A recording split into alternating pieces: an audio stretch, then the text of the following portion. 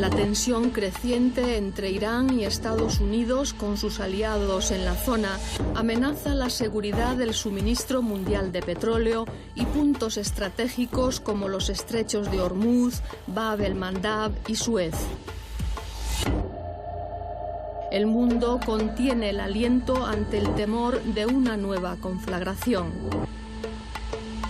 El 13 de junio, el secretario de Estado norteamericano acusaba directamente a Irán del ataque contra un petrolero japonés en el Golfo de Omán.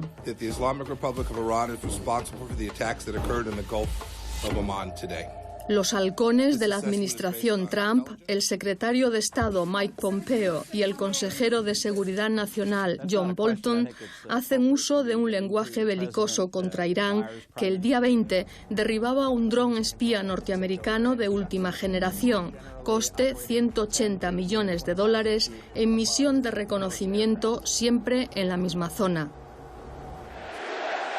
Ese mismo día, el presidente Trump, en campaña ya para un segundo mandato, cancelaba in extremis bombardeos de castigo contra Irán.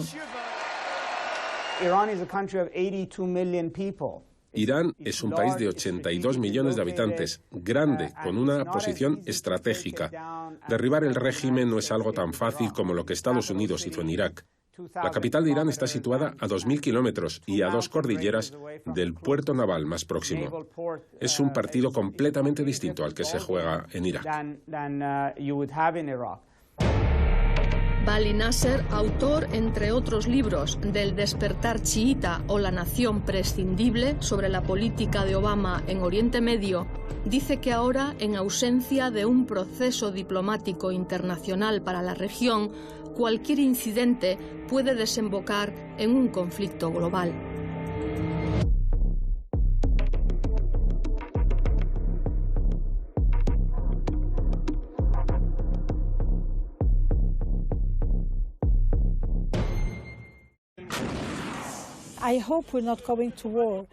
Espero que no haya guerra, pero está claro que los iraníes están usando a todos sus agentes para aumentar la tensión. Los hutíes en Yemen, que han bombardeado recientemente el oleoducto saudí, el ataque a los petroleros en Fujairah, en los Emiratos Árabes Unidos, y el misil a la embajada americana en Bagdad. La manera iraní de enviar un mensaje a Estados Unidos, de modo que sí, Irán está usando a sus intermediarios. Arabia Saudí, ¿cómo decirlo? Está en Yemen haciendo la guerra directamente, sin ningún éxito desde 2015.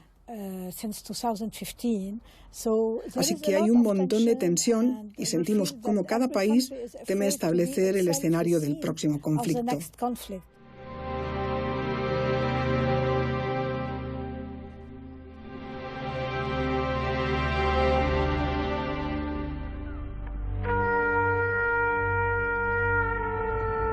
La Siria devastada, que se nos aparece de norte a sur y este a oeste, recuerda los paisajes de destrucción y muerte en la Europa de las posguerras, de 1918 y 1945, ruinas de hombres y de historia. Esta había sido siempre una zona turística, hasta que se empeñaron en destruirla. Por eso tuvimos que escapar para salvar la vida. Gracias a Dios lo conseguimos, pero ¿dónde vamos a ir? Estamos destinados a morir aquí. ¿A dónde vamos a ir? Esperamos y deseamos que el futuro sea mejor. Una guerra que parece interminable ante la aparente indiferencia internacional. Nadie lo sigue porque la gente se ha hartado de oír hablar de la guerra, de cuánta gente muere cada día, algo que es igual desde hace 8 años. Pero lo que está pasando ahora en Siria es muy importante. Siria se ha convertido en el teatro para que los actores de la región decidan el futuro de los sirios. En primer lugar, Rusia, Irán, Turquía, los americanos en el norte, los kurdos, que se han ganado autonomía. Todo el mundo toma las decisiones en Siria, menos los propios sirios.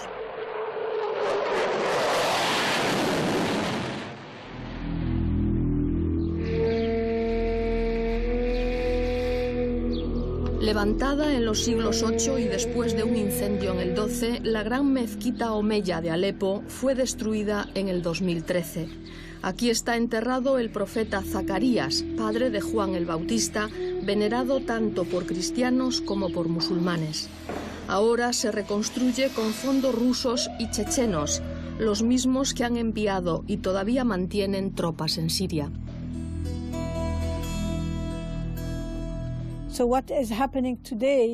Lo que ocurre es que el régimen, mejor dicho, los aliados del régimen, rusos, iraníes y diversas milicias,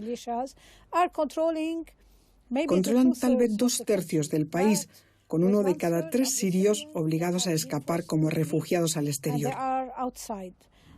La gente que vive bajo el control del régimen lo hace bajo tremendas condiciones, humanas pero sobre todo económicas. Y luego el otro tercio de territorio bajo el control de la oposición, que no sé si todavía se puede llamar así, facciones islamistas en la frontera con Turquía. Así que lo que va a marcar al final la diferencia es cómo los rusos y los turcos lleguen a un acuerdo sobre este último pedazo de territorio en Idlib y sobre los kurdos autónomos también. Cada potencia quiere proteger sus intereses en Siria. Israel ya ha anexionado los Altos del Golán, pero también quiere una zona de seguridad que le garantice que ni Hezbollah ni Irán estén al otro lado de sus fronteras.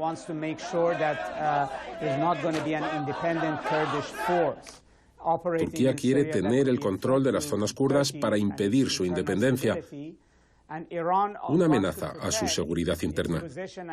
Irán quiere proteger su posición y dominio en Siria con bases y acceso a Líbano y Hezbollah. Tienen sus intereses y todo parece indicar que esa es la dinámica para conseguir un acuerdo común sobre el desenlace de la guerra en Siria. Un desenlace que empezó a vislumbrarse con la supuesta victoria sobre el Estado Islámico en Siria.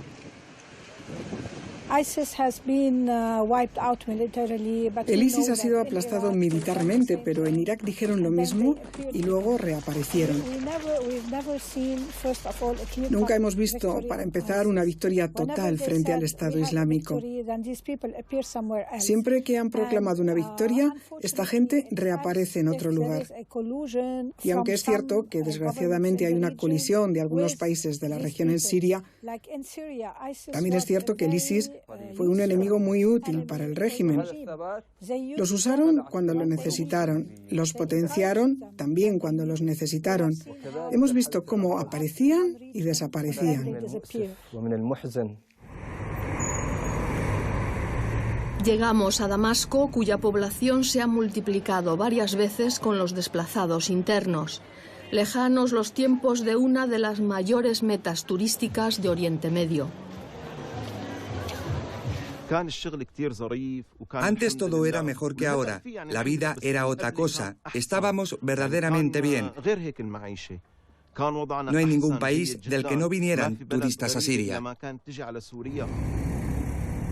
El régimen de Bashar el-Assad se sostiene sobre los pilares de la masiva presencia militar de Rusia e Irán. Sobre Irán vuelven a soplar vientos de guerra.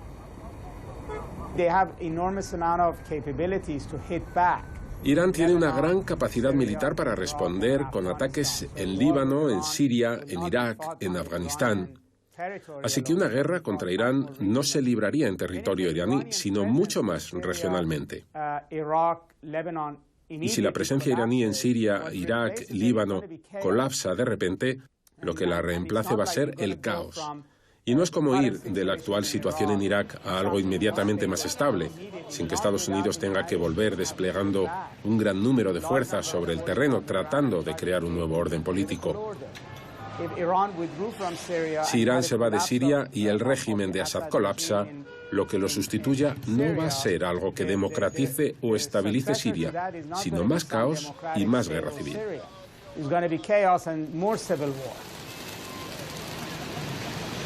Российскими системами Rusia se ha quedado en leasing por 50 años con el puerto sirio de Tartus en el Mediterráneo, el sueño histórico de los zares hecho realidad por el presidente Putin. Estados Unidos, por su parte, ha rodeado con sus bases el territorio de Irán, con nuevos envíos de tropas y medios militares a la región.